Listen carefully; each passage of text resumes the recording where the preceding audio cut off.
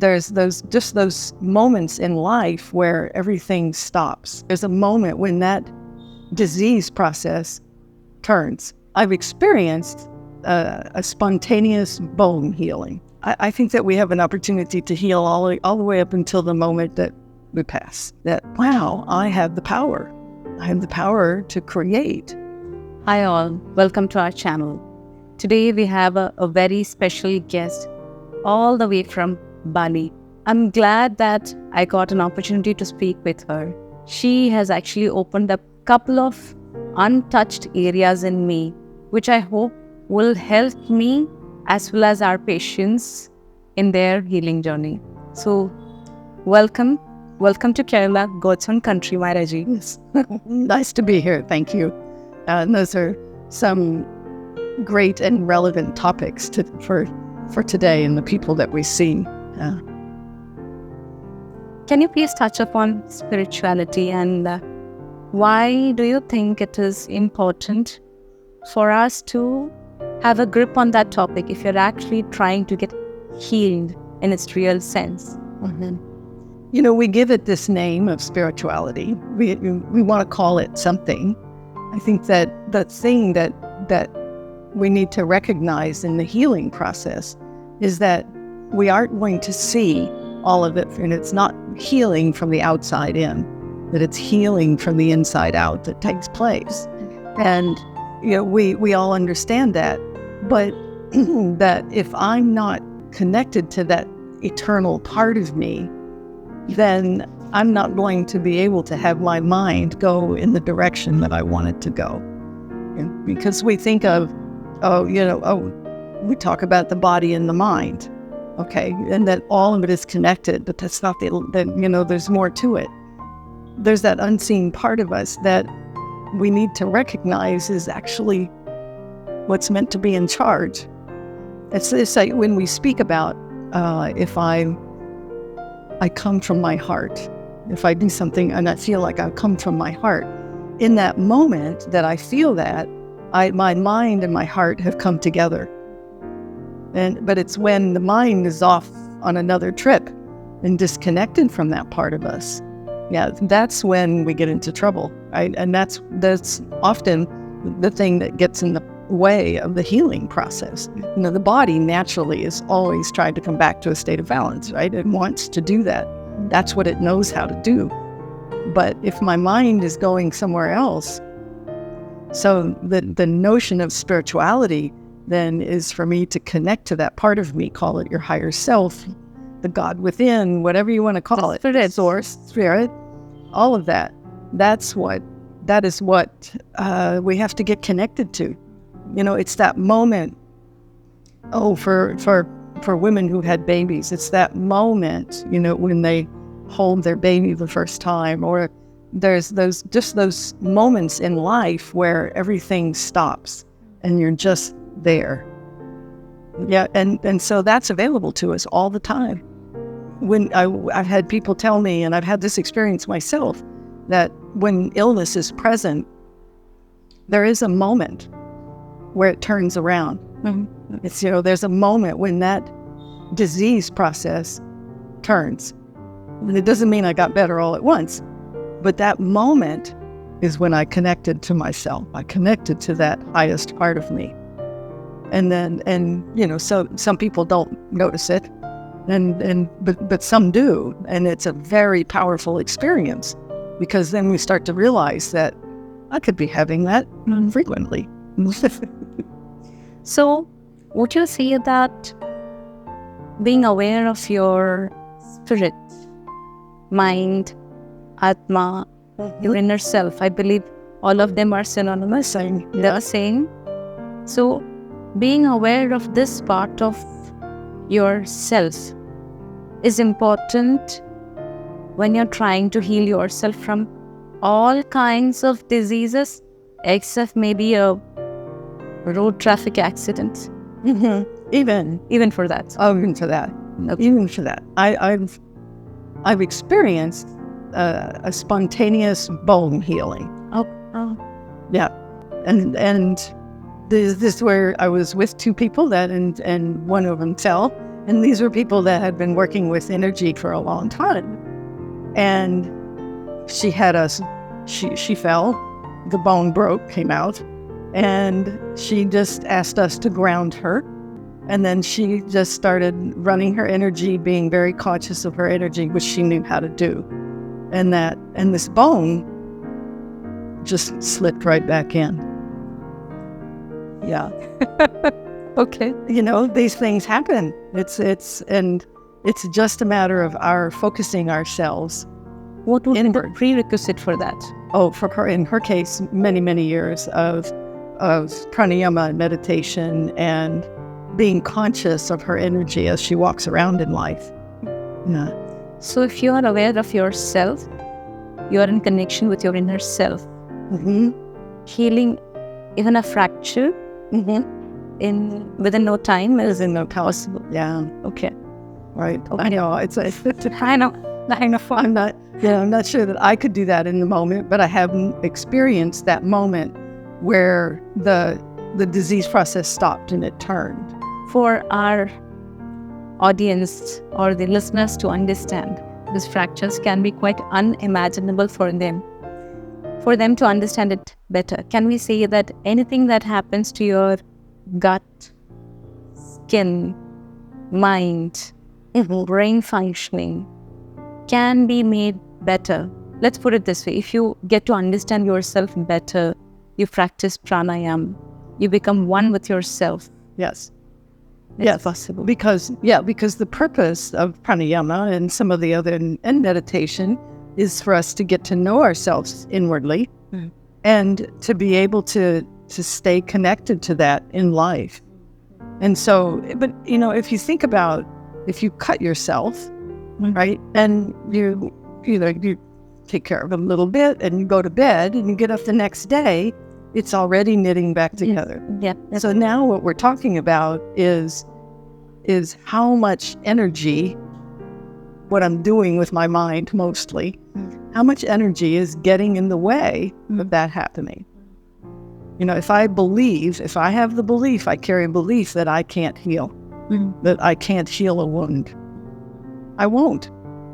It's that, it's that pronounced. But when I have the belief that I can heal, what that does is I basically gets myself out of the way of what the body can do. Okay. Do you think the presence of ama, inflammation, too much of any one of the doshas being off balance can also come in the way of healing? Oh, absolutely. Absolutely. This healing at any level, including fracture. Yes. Because that has sort of caught me off guard. Yeah. So, even that, any one of these four factors, like ama, too much of vata, too much of pitta, too much of kapha. Do you think these four can come in the way of the healing of? Yes, absolutely. Yeah, and the ama being the worst. Yeah, because the dosha is it's easier to get it to start to come to balance if someone is willing to make a few changes even. But the ama is not necessarily going anywhere with a few little changes. Yes. So that's a much bigger thing. And as we were speaking earlier, that when someone has to first also have the desire to live. Yeah, that it's palpable. You can feel it in someone when that's starting to go away. Yeah, where whatever reason it is, that they start to lose that. So the other piece of it then is the Agni and how weak or inhibited is the Agni. Yeah, and that desire to live goes down. And so that's obviously can affect the healing process. But we have so much, it's natural in us to want to live. And it's natural in us to want to live better. We're meant to feel well. We're not meant to walk around feeling kind of not well all the time.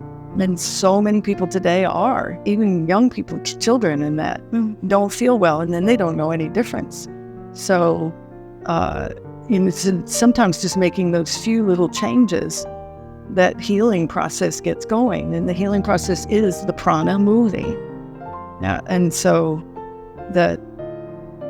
those are things that are in all of us. We can all do that. And it's at any point, too, at any point in the disease process. And actually, there's one other thing, too, is that at any age, people think that when you get to a certain age, it's just because you're old, and that most of it's not. It's not because we're old. It's because of the same things that we're treating young people for now. And and we've had many people in our practice were in their 80s and even a couple in their 90s that actually make a few changes and get some good results. And then they're feeling better, and they're going out for longer walks. And I had this one, we have a couple, 82 and 84, that have just made tremendous changes. And it's so much fun to see because, they're smiling and kind of cute with each other and everything, Yeah. And so I think that we have an opportunity to heal all the way up until the moment that we pass. Yeah. So, if somebody, as a beginner, is curious to know more about spirituality or to get started with that core process, not just having some pills, herbs, what would you recommend? Like, how do they get started? Well, I think the simplest thing is to start to pay attention to your breath. So we suggest something called the take a pause exercise, where you just stop and focus on the breathing and maybe take 12 conscious, slow, deep breaths, and then you smile to yourself. Yeah? Because that smile, even just an internal smile, that creates an energetic shift. And so now you're feeding your cells in a much better way. It's that all the cells just do, okay. Yeah, now we can do our job. Because when we get tense or we feel stressed, those cells are you feel the rigidity. Yeah. So that's one very simple thing. And then the next thing is to see, to look around and see, are there things that appeal to you? I always recommend for people to keep it very simple. Some people like a lot of ritual and things like that, and that's fine, but it's not required. It doesn't have to be like that. So paying attention to nature, being with trees, sitting on rocks, feeling the trees and breathing with them and seeing how it is in a forest or something like that. Those kinds of things also, they touch a part of us. And if we're just open to that notion that, this isn't just, me out here with the trees, there's more to this. Yeah, it's about the energy that's there, and the energy and the life in the trees, the life force in us. And it points us toward it. Yeah. And then of course there's all the different religions and that, and yoga. Yoga is what I suggest for most people because, and I'm not speaking just of yoga asana or postures, I'm talking about the whole aspect of yoga, understanding about the mind, because yoga is about the mind and the fluctuations and aberrations of the mind.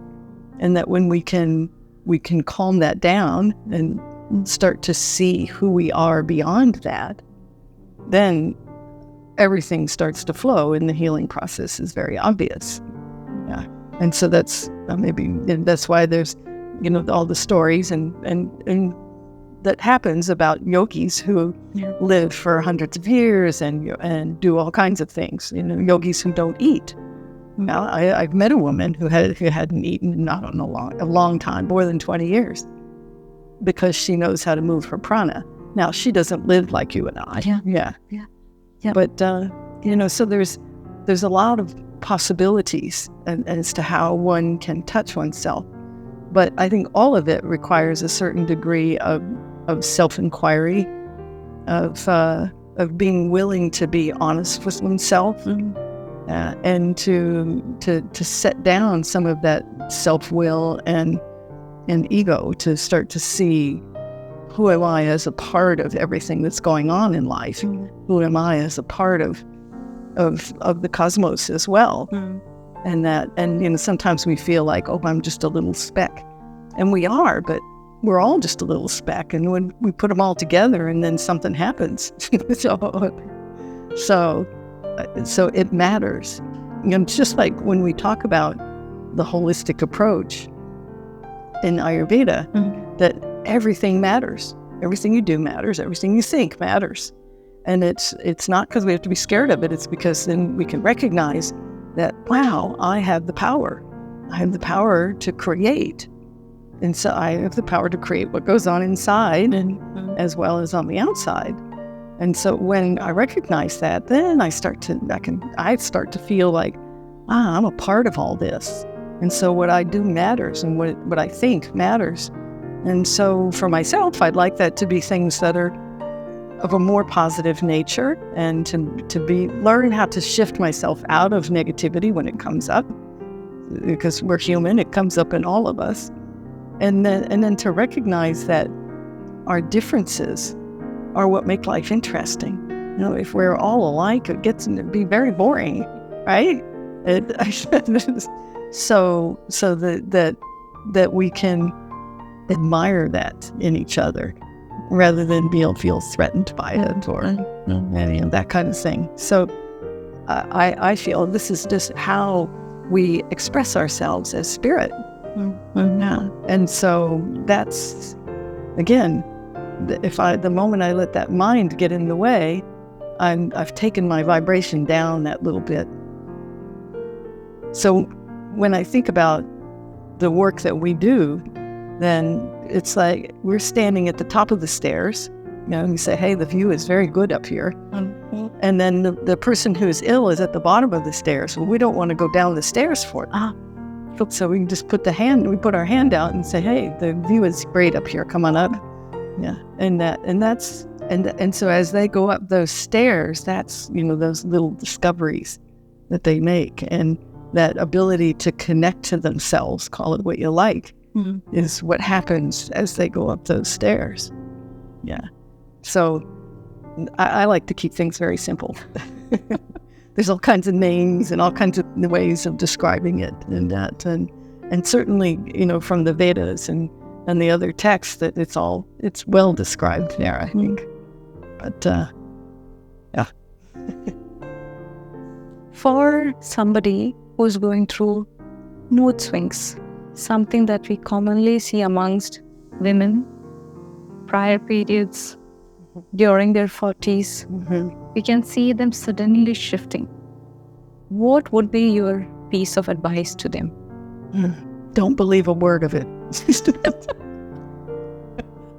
Yeah, I mean, really, you can't believe the mind that when you're in that place, it's that no. It's I'm out of balance. There's something out of balance, and I'm not going to pay attention to what my mind is telling me.